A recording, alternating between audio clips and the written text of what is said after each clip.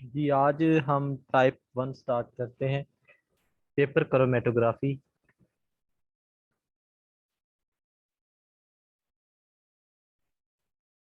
इससे आप बखूबी वाकिफ हैं जी। पेपर क्रोमेटोग्राफी से आसान इसका प्रिंसिपल है और मेथड है। ये टाइप होती है पार्टीशन क्रोमेटोग्राफी की। It is a type of partition chromatography की ये टाइप है। और इस क्रोमेटोग्राफी में आपको पता है स्टेशनरी फेज जो होता है वो लिक्विड होता है, जो कि वाटर है जी। और आपका मोबाइल फेज जो होता है वो कोई ना कोई ऑर्गेनिक सॉल्वेंट होता है या नॉन पोलर होता है। ठीक है, ये अब पोलर है आपका, तो organic solvent as a non polar होगा। वाटर जो होगा वो कल भी बताया है कि ये पेपर है। अगर अगर इसको हम जूम करके देखें पेपर को, तो हमें इसका जो स्ट्रक्चर होगा वो इस तरह से नजर आता है। सेलुलोज से मिलकर बना होता है ना, तो यहाँ पर वाटर के मॉलिक्यूल जो होते हैं वो इंट्रैप्ड होते हैं। ठीक है जी, वाटर के जो मॉलिक्यूल है यहाँ पर इंटरेक्ट होते हैं। एक्चुअल में क्या होता है कि सेलुलोज आपको पता है ग्लूकोज से मिलकर बना होता है। और जो ग्लूकोज होता है ये हाइड्रोजन बॉन्ड बना सकता है। आपको भी पता होगा इस बात का, अगर नहीं पता तो सुन ले।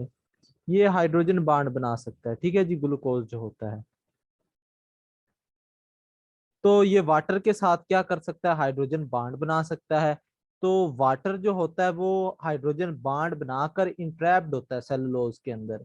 वाटर की इंट्रैप्शन किस वजह से होती है? Due to hydrogen bond. तो ये बात आपने याद रखनी कि वाटर जो होता है वो हाइड्रोजन बॉन्ड की वजह से इंट्रैप्ड हो रहा होता है उसके अंदर। ठीक है, अब पेपर के साइज और थिकनेस की बात करें तो पेपर का साइज और थिकनेस जो है वो प्रॉपर होनी चाहिए। अगर आपको पता है कि पेपर जो है वो थिक हो गया, यानी उसकी मोटाई ज्यादा होगी, थिक हो गया, तो जो विलासिटी होगी मोबाइल फेज की वो डिक्रीज हो जाएगी।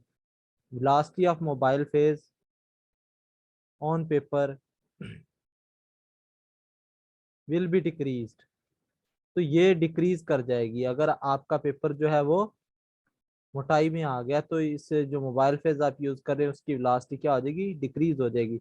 और डिफरेंट तरह के आपके पास फिल्टर पेपर अवेलेबल होते हैं, उनका पोर साइज भी डिफरेंट होता है। जैसे ये पेपर है तो इसमें ये पोर साइज है किस पेपर में, और किसी पेपर में स्मॉल पोर साइज है, इवन मोर स्मॉलर।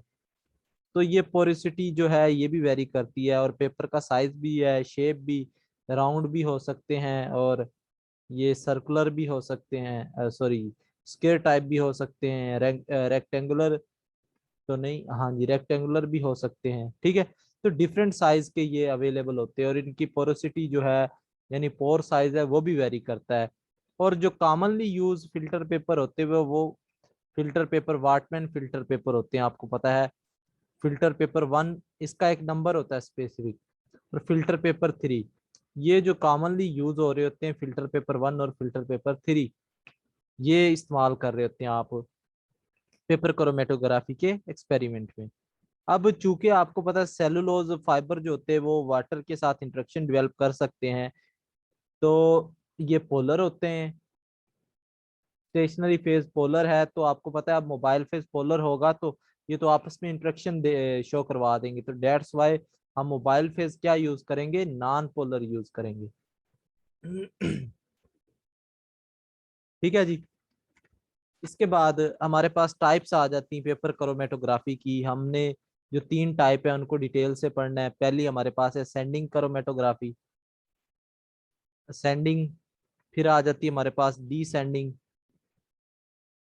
नंबर 3 हमारे पास आ जाती है रेडियल क्रोमेटोग्राफी। तो ये 3 टाइप हैं जी आपके पास, असेंडिंग, डिसेंडिंग और रेडियल क्रोमेटोग्राफी।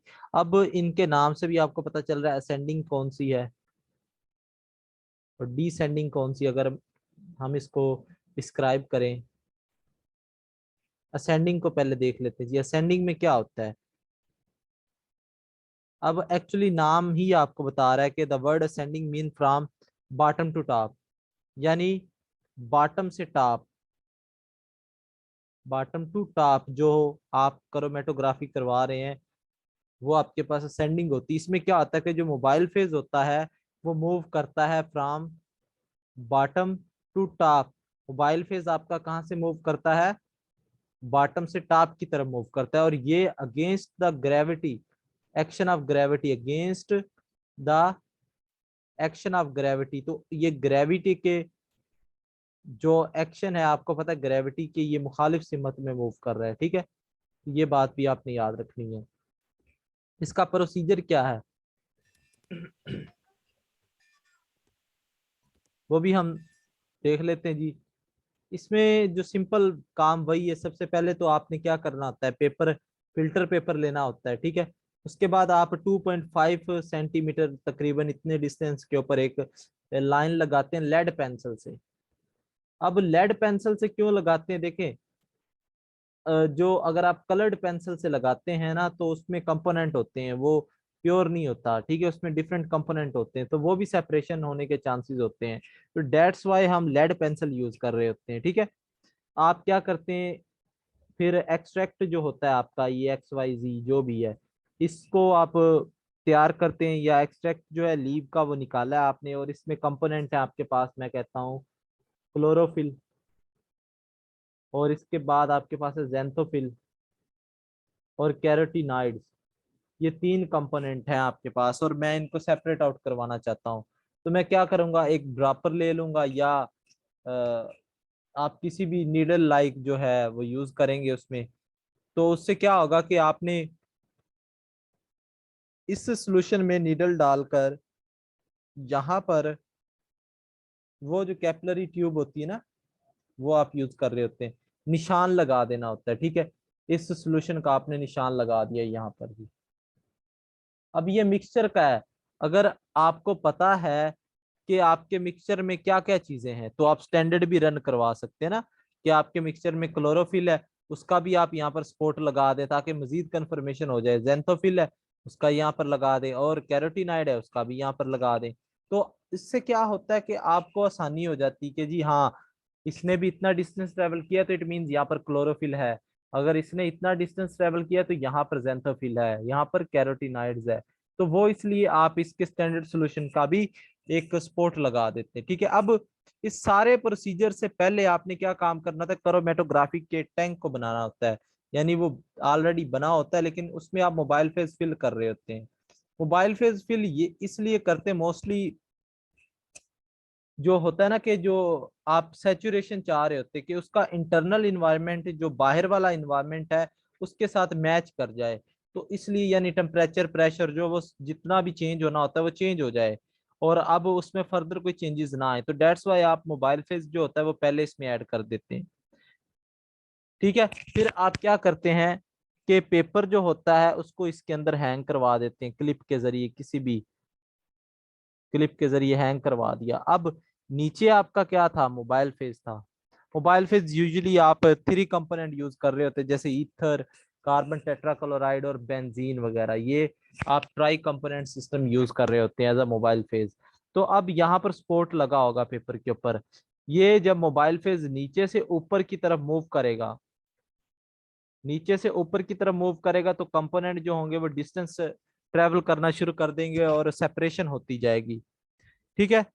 और इससे क्या होगा आपने तब तक ये करवानी जब तक कि आपका जो 3/4 पार्ट ऑफ पेपर जो है वो उतना डिस्टेंस ट्रेवल ना कर सके, सॉल्वेंट जब इतना अगर डिस्टेंस ट्रेवल कर लेगा तो ठीक है, तब तक आपने ये काम करवाना होता है, 3/4 पेपर जब तक कि आपका कवर ना हो जाए, ठीक है जी।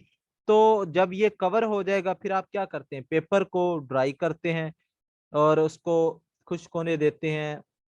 फिर जो पेपर के ऊपर जो पैटर्न होता है आफ्टर जो क्रोमेटोग्राफी, जो पेपर के ऊपर पैटर्न आपको नजर आ रहा होता है उसको क्रोमेटोग्राम बोलते, क्या बोलते, क्रोमेटोग्राम। यानी पेपर आपने ड्राई कर लिया था, ड्राई करने के बाद जो पेपर के ऊपर पैटर्न आपको मिल रहा है वो क्रोमेटोग्राम होता है। फिर आप नेक्स्ट काम क्या कर रहे होते हैं, RF वैल्यू डिटरमाइन कर रहे होते हैं, ठीक है, वो आगे चलकर हम देखेंगे, एक साथ ही मैं आपको बता दूंगा क्या होता है। अब ये तो काम हो गया क्रोमेटोग्राम तक। अब याद रखे सबसे ज्यादा जो डिस्टेंस ट्रेवल करता है वो कौन करेगा, डेफिनेटली मोबाइल फेज करेगा ना। तो मोबाइल फेज सबसे ज्यादा डिस्टेंस लेट्स सपोज कंपोनेंट ने यहाँ तक किया था पेपर के ऊपर, तो मोबाइल फेज का जो डिस्टेंस होगा वो यहाँ तक होगा। और हमने देखना मोबाइल फेज जब थर्ड 3/4 पार्ट कवर कर ले, तो मोबाइल फेज जहां तक डिस्टेंस ट्रेवल करता है उसको आप सॉल्वेंट फ्रंट कहते हैं। उसको क्या बोलते हैं, सॉल्वेंट फ्रंट। चूंकि सॉल्वेंट फ्रंट पे आ रहा होता है तो डेट्स वाइज इसका नाम जो होता है सॉल्वेंट फ्रंट कहलाता है। ठीक है जी, तो डेट्स वाइज इसका नाम क्या होगा, सॉल्वेंट फ्रंट होगा। तो ये जो लाइन होती है इसको आप बेस लाइन बोलते हैं, और ये जो लाइन ऊपर सॉल्वेंट की होती है इसको आप सॉल्वेंट फ्रंट बोल देते हैं। तो ये बातें आपने मद्देनजर रखनी है। ये तो था प्रोसीजर आपका असेंडिंग क्रोमेटोग्राफी का। अब हम बात करते हैं डिसेंडिंग की। अब इसमें आपको पता चल रहा होगा जी, बाकियों को भी वॉइस का इशू है किसी और को जी?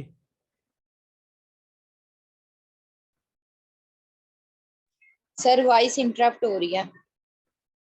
ये एक की हो रही है, बाकियों को तो नहीं हो रहा ना। तो बाकी जिसको इशू आ रहा है वो दोबारा से मीटिंग ज्वाइन करें।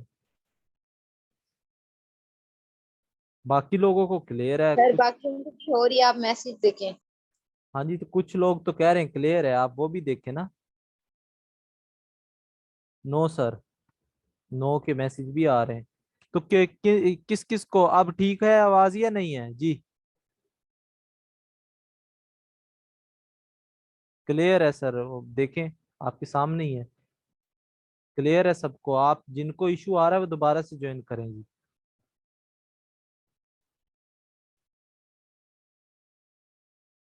तो डिसेंडिंग हम बात कर रहे हैं जी। बाज़ औक़ात ऐसे होता है कि आपके वहां पे सिग्नल का इशू होता है, यहाँ पे अब सिग्नल का इशू नहीं है एक्चुअली में। डिसेंडिंग पेपर क्रोमेटोग्राफी की हम बात कर रहे हैं जी। तो इसमें नाम से पता चल रहा है कि descending mean from top to bottom, from top to bottom होगी। ये जो क्रोमेटोग्राफी होगी आपकी, ये कहाँ से कहाँ होगी, टॉप टू बॉटम होगी। इसमें अब आपने क्या करना होता है, वही काम है यहाँ पर। ये मैं आपको प्रोसीजर इसका क्या बताऊं, दोबारा से वही काम आ रहा है। यहाँ पर आप क्या करते हैं कि ऊपर आप यहाँ पर मोबाइल फेज ऐड करते हैं ऊपर, ठीक है। और यहाँ पर आप कोई ना कोई स्लिट होती है जहां से, या यहाँ आप पेपर रख देते हैं। अब यहाँ पर आप क्या करते हैं, लाइन ऐसे लगाते हैं। देखिए ये जो लाइन लगा रहे होते हैं ना, ये मोबाइल फेज में डिप नहीं होनी चाहिए। मोबाइल सॉरी पेपर जो है वो मोबाइल फेज में डिप नहीं होना चाहिए, जो लाइन है। ये बात याद रखनी है आपने, ये लाइन लगा दी है। अब ऊपर से नीचे मोबाइल फेज आएगा और मोबाइल फेज इसको सेपरेट करता जाएगा। अब ये क्योंकि ग्रेविटी के साथ मूव कर रहा है तो ये इसकी और डायरेक्शन ऑफ ग्रेविटी वो सेम होती है। डायरेक्शन जो है इस सेम, ग्रेविटी की और इसकी जो डायरेक्शन है वो सेम होती है, ठीक है। और सिंपल जो प्रोसीजर हम पीछे देख कर आए हैं वही इसमें फॉलो हो रहा है जी। अब ये इसमें क्या होता है कि डिसेंडिंग क्रोमेटोग्राफी में सर एंडिंग क्रोमेटो, एंडिंग कौन सी, असेंडिंग क्रोमेटोग्राफी? हाँ जी, पेपर क्रोमेटोग्राफी की एग्जांपल आती है। सभी पेपर की पढ़ रहे हैं ना, ये सारी पेपर की टाइप है। क्या हो गया आपको, मैंने टाइप्स पेपर की बताई है आपको। आप लोग पता नहीं लेक्चर नहीं सुनते गौर से, क्या मसला है। तो ये सारी टाइप ही पेपर की है जी। अच्छा, तो ये आपका क्या होगा, ये नीचे की तरफ मूव करेगा। तो यहाँ पर आप जो स्ट्रिप यूज कर रहे होते हैं पेपर की वो लॉन्ग ले रहे होते हैं, ये याद रखनी है, ठीक है। अब ये होता है अच्छी सेपरेशन करवानी तो आप लॉन्ग स्ट्रिप यूज कर रहे हैं ताकि ज्यादा टाइम मिलेगा। और ये जो क्रोमेटोग्राफी होती है ये फास्टर होती है। जो आप यूजुअली नॉर्मल रूटीन में पेपर क्रोमेटोग्राफी इस्तेमाल कर रहे होते हैं ना जी, उससे ये जो क्रोमेटोग्राफी होती है वो फास्टर होती है। क्यों फास्टर होती है, क्योंकि इसकी डायरेक्शन और ग्रेविटी की डायरेक्शन सेम होती है। अगर आप अच्छी सेपरेशन करवाना चाह रहे हैं तो लॉन्ग आप क्या यूज करेंगे, स्ट्रिप। तो ये कुछ इसके पॉइंट्स थे, बाकी प्रोसीजर सारा सेम है। इसके बाद आ जाता है रेडियल।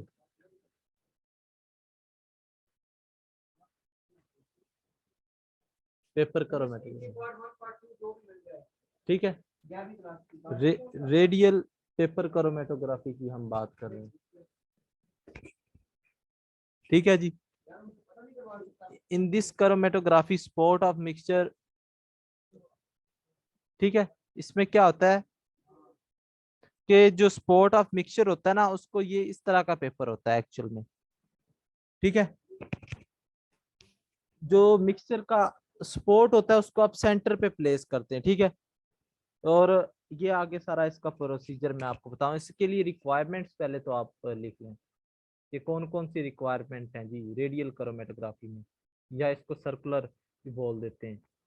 इसके लिए रिक्वायरमेंट्स हैं जी, आपके पास सॉल्वेंट जो मोस्टली ऑर्गेनिक होना चाहिए, ये आपको पता है, नॉन पोलर होना चाहिए। फिर फिल्टर पेपर होता है, फिर ये सर्कुलर होना चाहिए फिल्टर पेपर, कैपिलरी ट्यूब हो, बीकर हो, सैंपल मिक्सचर हो, ये सारी चीजें आपको यहाँ चाहिए। पेपर जो है मेन इसमें वो सर्कुलर होना चाहिए।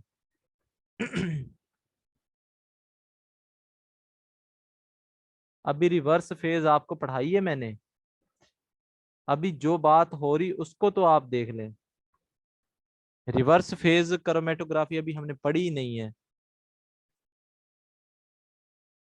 तो ये इसके पास होती है, ठीक है। अब यहाँ पर वही काम है, आपने ये लेना होता है जी पेपर, ये आपका सर्कुलर होता है, ठीक है। और यहाँ से आप ना दरमियान में होल करते हैं। इसमें जब आप होल करते हैं तो यहाँ ना एक विक जो होती है, जैसे आपने मोमबत्ती देखी होगी, वो जो रस्सी होती है वो आप विक उसे बोलते हैं ना। तो यहाँ पर विक क्या करते हैं, आप जो मोबाइल फेज में डिप कर देते हैं, विक जो होती है, ये यहाँ पर मोबाइल फेज था, इसके अंदर आपने वो रस्सी डिप कर दी है, और यहाँ सेंटर पर आपने स्पॉट लगा दिया था, ठीक है। अब होगा क्या, यहाँ पर कैपिलरी रिएक्शन होगा, ये विक के जरिए जो आपका सॉल्वेंट है वो ऊपर की तरफ जाएगा, ठीक है, मूव करेगा ऊपर की तरफ।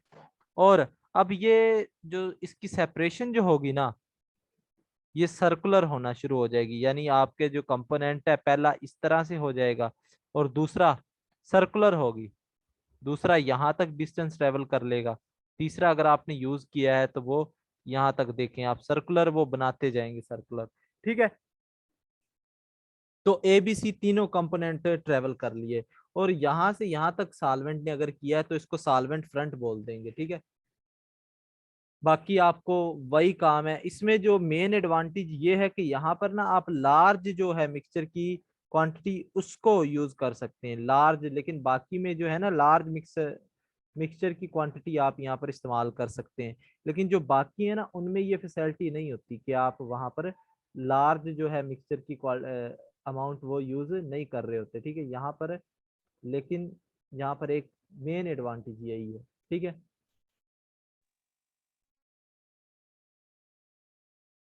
तो ये तो इसकी तीन टाइप्स हो गई हैं जी, आपके पास सर्कुलर मैंने बता दी है, और एक और भी टाइप लिखने चले, two dimensional chromatography, two D, two D chromatography, ये भी पेपर में आ सकती है टाइप इसकी पेपर क्रोमेटोग्राफी में। तो इसमें क्या होता है कि मोबाइल फेस जो होता है वो टू डायमेंशन में मूव करता है, टू डायमेंशन में मूव कर रहा था mobile phase, move in two dimension, ठीक है। वो जो डायमेंशन होती परपेंडिकुलर टू ईच अदर होती है, एक दूसरे के वो क्या होती है परपेंडिकुलर होती हैं, ठीक है जी। टू डी क्रोमेटोग्राफी में आप टैंक्स जो यूज कर रहे होते हैं, टू टैंक्स भी कर सकते हैं मोस्टली, लेकिन ये ऑलवेज ट्रू नहीं होता, आप सिंगल टैंक भी इस्तेमाल कर सकते हैं, वो आपकी मर्जी है। आप टू टैंक यहाँ पर यूज करें या सिंगल, देखें जैसे ये यहाँ पर ए कंपोनेंट है, ये बी है टैंक या बी कंपोनेंट ये इसमें रखे हुए हैं, तो ये दोनों आप टैंक भी यूज कर सकते हैं, ठीक है। यहाँ पर मोबाइल फेज 1 होगा और यहाँ पर मोबाइल फेज 2 होगा, तो ये इट्स योर चॉइस। अब यहाँ पर मिक्सचर है और आप उस मिक्सचर को सेपरेट करवाना चाहते हैं, एबीसी आपके पास मिक्सचर है जी, उसको आप सेपरेट करवाना चाहते हैं, प्रोसीजर क्या होगा इसमें वो भी देख लेते हैं। प्रोसीजर सेम ही है तकरीबन सब में। आप एक लाइन ड्रा कर रहे हैं, उस लाइन के ऊपर वो स्पोर्ट आप लगा रहे हैं जी। अब स्पोर्ट जब आप लगाते हैं उसके ऊपर, ठीक है, तो इसको आप पेपर क्रोमेटोग्राफी टैंक में प्लेस कर दिया। इसमें आपका जो है ना एक्चुअल में असेंडिंग क्रोमेटोग्राफी ये फॉलो हो रही होती है, ये भी याद रखना है। नीचे से ऊपर की तरफ जा रहा है ना, असेंडिंग हो रही है। तो ये कंपोनेंट है, आपने ये लगा दिया, ठीक है इसमें। तो फिर आपके ऊपर पेपर, जो आपके पेपर के ऊपर ये आ जाएगा ना, क्रोमेटोग्राम बन जाएगा वो। फिर आपने इसी पेपर को क्या करना होता है, 90 के एंगल पर रोटेट करवा देना होता है। इसी को 90 के एंगल पर रोटेट, परपेंडिकुलर हो जाएगा एक दूसरे के। अब ये पेपर इस तरह से हो गया, ये जो स्पोर्ट्स थे अब ये इस तरह से हो गए 90 के एंगल पर जब आपने इसको रोटेट करवाए, ठीक है। अब ये जो पेपर है फिर आप इसको बी टैंक में रख दें या उसी में रख दें। आप चाहते हैं कि मजीद अच्छे से सेपरेशन करवाएं तो सॉल्वेंट आप दूसरे यूज करके भी अच्छे से करवा सकते हैं, ठीक है। बी के टैंक में मैं रख देता हूँ इस पेपर को। ये लें जी, प्लेस कर दिया है ये पेपर आपका बी टैंक में। तो अब यहाँ से जो मोबाइल फेज होगा वो फिर इसकी सेपरेशन ऐसे करवाना शुरू कर देगा, ये मूव होता जाएगा, मजीद कंपोनेंट होंगे तो वो सेपरेट हो जाएंगे इसमें। तो इससे क्या हो रहा है, एफिशिएंसी इंक्रीज हो रही है, यहाँ पर बेटर सेपरेशन हो रही है, आप देख सकते हैं। और ये जो है आपके पास ये ऑलमोस्ट सिमिलर है असेंडिंग क्रोमेटोग्राफी में। 2D में ये होता है, पहले आप एक एंगल पर रोटेट करवा रहे होते हैं, फिर आप दूसरे क्रोमेटोग्राफिक टैंक में लेकर दूसरे मोबाइल फेज यूज करके उसको सेपरेशन करवाते हैं। अब बात करते हैं हम रिवर्स्ड फेज क्रोमेटोग्राफी, जो जिसने भी क्वेश्चन पूछा था। तो अब यहाँ हम बात करते हैं रिवर्स्ड फेज क्रोमेटोग्राफी की जी।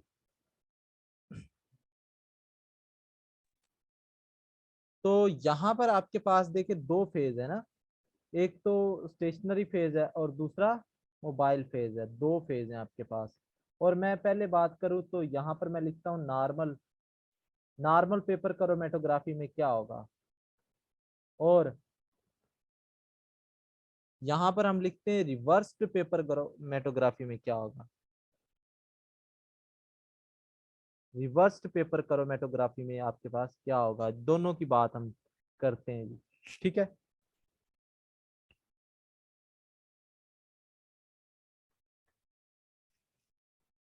तो इसमें देखें, अगर आपका स्टेशनरी फेज आपको पता है यूजुअली नॉर्मल में पोलर होता है और वो वाटर होता है, और जो मोबाइल फेज होता है वो नॉन पोलर होता है। लेकिन रिवर्स्ड जैसे नाम से ही पता चल रहा है कि यहाँ पर जो मोबाइल फेज होगा वो नॉन पोलर होगा, सॉरी स्टेशनरी फेज होगा वो नॉन पोलर होगा, और जो मोबाइल फेज होगा आपका वो पोलर इन नेचर होगा। नाम से ही आप पता कर सकते हैं ना इसका।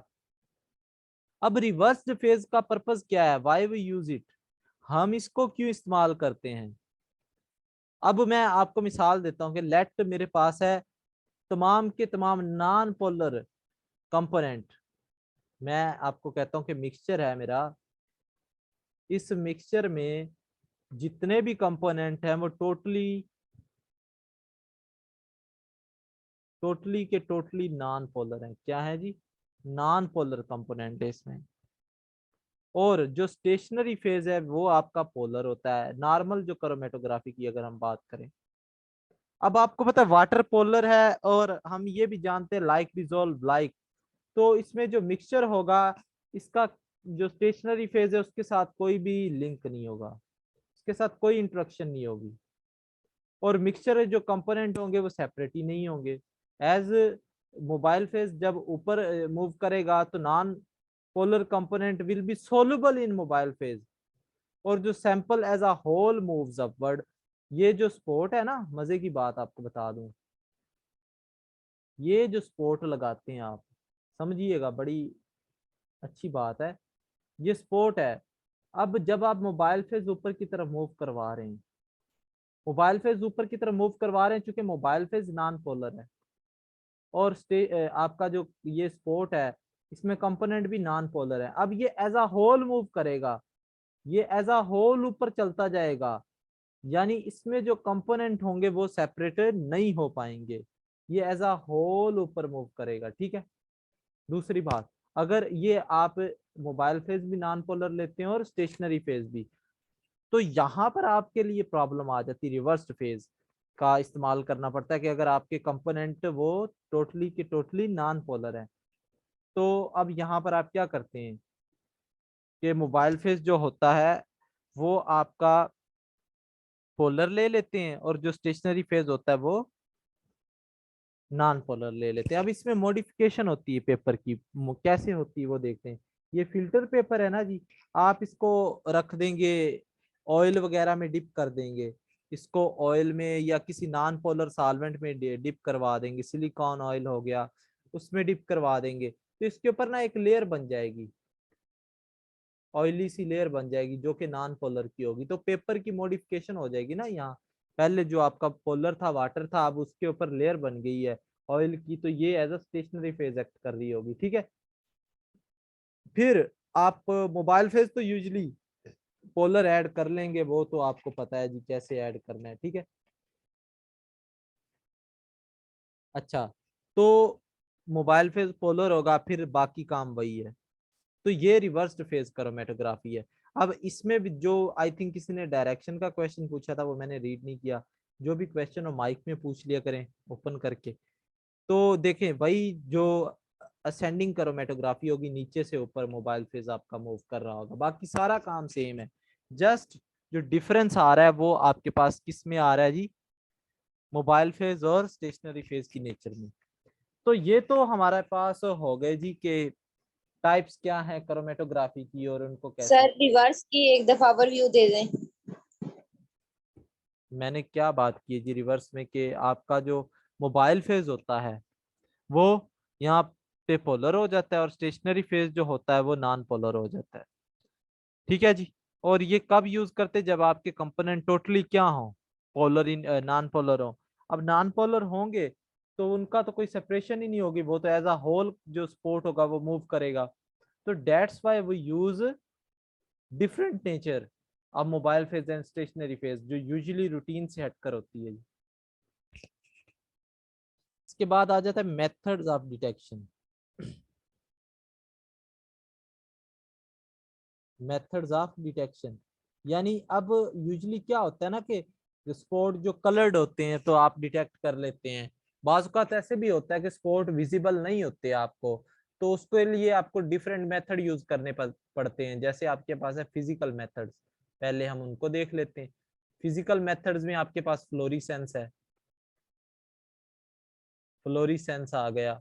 फिर आपके पास है जी रेडियो एक्टिविटी आ गई है जी। ये दो मेथड हैं, हम इनको पहले देखते हैं। फिजिकल मेथड में पहला है फ्लोरिसेंस।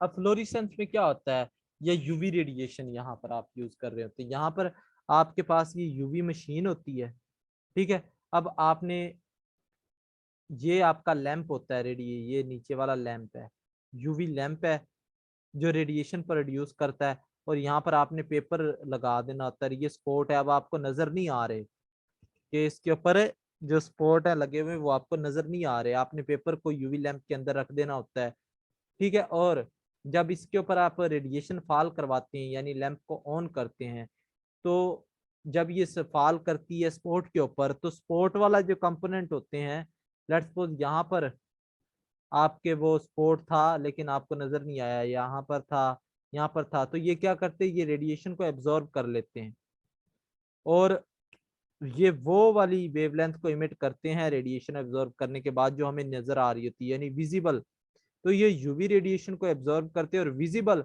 रेडिएशन को इमिट करते हैं, जिससे जो स्पॉट होता है वो आपका विजुअलाइजेबल हो जाता है, तो उससे आप इसको इजीली देख सकते हैं जी, ठीक है।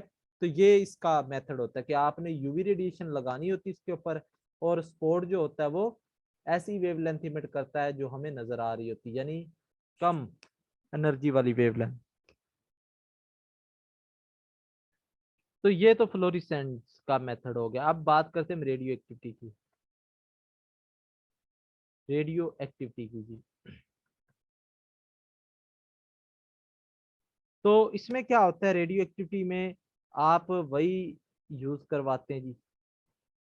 फिर फिल्टर पेपर है आपने लिया, और इसके ऊपर आप ना एक thin layer radio active element की प्लेस करवा देते हैं, थिन लेयर ना इसके ऊपर आप करवा देते हैं, ठीक है। रेडियो एक्टिव एलिमेंट यूज करते हैं और इसके ऊपर जो आप थिन लेयर जो होती है वो उसकी रेडियो एक्टिव एलिमेंट की प्लेस करवा देते हैं। तो अब क्या होगा, spot place will be either emit more radiation as compared to other paper or emit less radiation as compared to other paper, and paper is then placed in radiation detection machine and we observe that spot and mark it। ठीक है जी, यानी आपने देखना है कि ये जो spot की प्लेस थी ये या तो रूटीन से ज्यादा अदर पेपर वाले रीजन से ज्यादा रेडिएशन इमिट कर रही होगी, या ये कम इमिट कर रही होगी, रेडिएशन इमिट मोर, या ये लेस इमिट कर रही होगी। तो आप फिर उसको क्या करते हैं, किसी भी डिटेक्टर में रख देते हैं, तो जिससे क्या होता है कि आपको वो स्पॉट वाली प्लेस जो होती है वो नजर आ जाती है और इसको आप मार्क कर लेते हैं जहां से रेडिएशन ज्यादा इमिट हो रही होती है। अब ये चूंकि आप याद रख ले ये फिजिकल मेथड है और इसका कोई ऐसा डिसएडवांटेज नहीं होता, ठीक है। फिर आपके पास आ जाता है जी केमिकल मेथड। अब ये तो फिजिकल मेथड है, सॉरी फिजिकल मेथड जो हमने देख लिए हैं उसमें कोई सैंपल को या पेपर को आपके वो डिस्टरबेंस नहीं होती। केमिकल मेथड की बात करते हैं, इसमें आप क्या करते हैं, जैसे ये पेपर है, ये बेस लाइन के ऊपर स्पॉट लगा हुआ है, आप इसमें कोई स्प्रे भी करवा सकते हैं, जैसे निन हाइड्रेंट। निन हाइड्रेंट जो होता है वो स्पेशली अमाइनो एसिड्स की आइडेंटिफिकेशन के लिए इस्तेमाल होता है, ठीक है। जब आप यूज कर रहे हैं ना अमाइनो एसिड का सैंपल चेक करना, तो आप इसको फिर यूज करते हैं निन हाइड्रेंट को, ठीक है। ये लोकेटिंग एजेंट होता है, एक्चुअल में क्या होता है, इसकी स्प्रे करवा सकते हैं या जो डिपिंग मेथड है, ये दो मेथड है, स्प्रे मेथड और डिपिंग मेथड। डिपिंग डिपिंग में क्या होगा कि आपने पेपर लिया और उसको सोल्यूशन में डिप करवा दिया, ठीक है, लोकेटिंग एजेंट के सोल्यूशन में उसको डिप करवा दिया। तो अब यहाँ पर एक केमिकल रिएक्शन होगा, इसमें क्या होता है कि जो आपके सैंपल के कंपोनेंट होते हैं ना, लेट्स सपोज वो एक ऑक्सीडेशन स्टेट में +1 में वो कलरलेस थे, लेट्स सपोज +1 में वो कलरलेस थे, तो ये डेफिनेटली +3 में कलर्ड होंगे। तो ये जो आपका लोकेटिंग एजेंट होता है इसके साथ रिएक्शन करता है और इनकी जो ऑक्सीडेशन स्टेट होती है वो चेंज कर देता है, यानी कलरलेस ऑक्सीडेशन स्टेट से कलर्ड फॉर्म में कन्वर्ट कर देता है इसको, ठीक है। तो यहाँ पर एक बात याद रखे, प्रिकॉशंस क्या होनी चाहिए कि फिल्टर पेपर को रिएक्ट नहीं करना चाहिए लोकेटिंग एजेंट के साथ, और support should not damage or not dissolve in solution. Support जो होती है वो सॉल्यूशन में डैमेज या डिस्ट्रॉय ना हो। तो यहाँ पर निन हाइड्रेंट का 0.1 से आप 0.5% का सॉल्यूशन यूज कर सकते हैं as a locating agent for amino acids.